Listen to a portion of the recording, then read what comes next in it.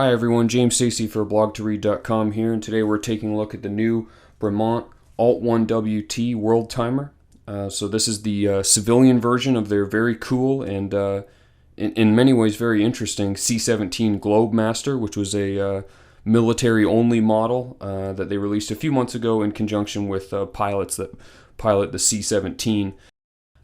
This model, for civilians, takes the kind of standard Bremont shape and form and style and applies it to a Worldtimer where you have a lovely automatic chronograph, a standard kind of UTC 24-hour GMT hand, and a world timing bezel which runs along your standard time zones, allowing you to actually quite quickly dial in the time zone elsewhere in the world based on the reading from your UTC hand, which I can show you in just a moment.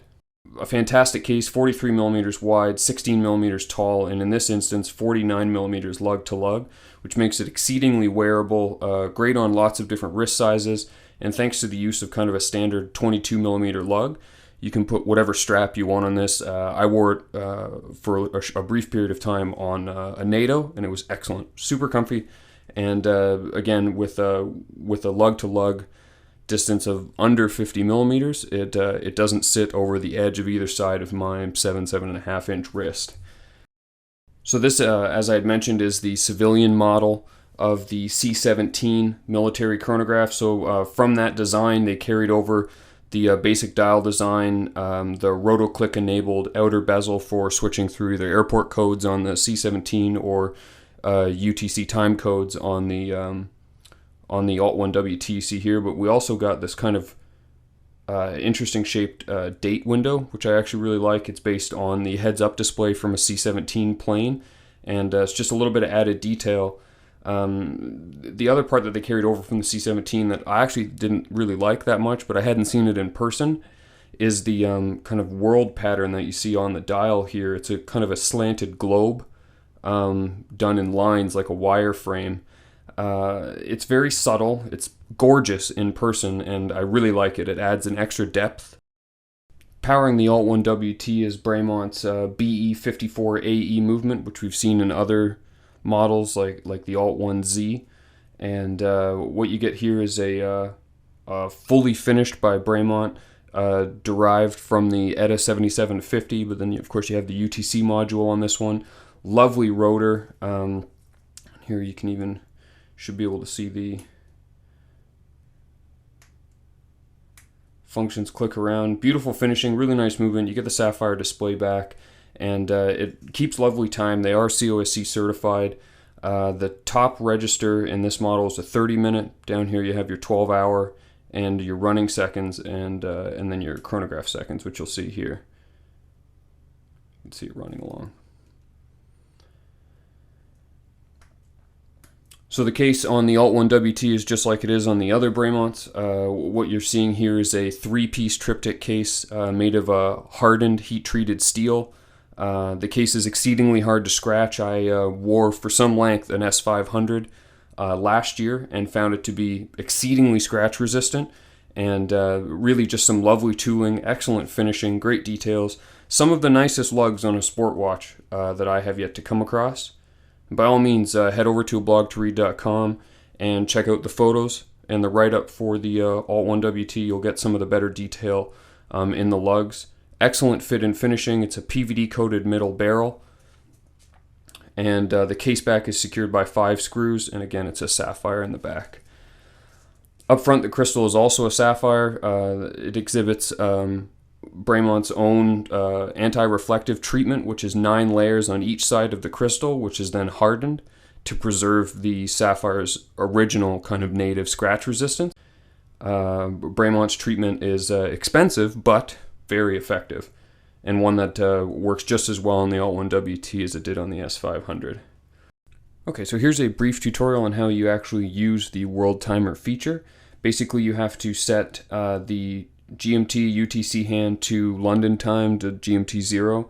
So that's what we have it set to now. So it's reading about 7 p.m. Let's say now you wanted to know the time anywhere else in the world. I want to know what time it is in New York. I use the Crown at 8, which uses a rotoclick.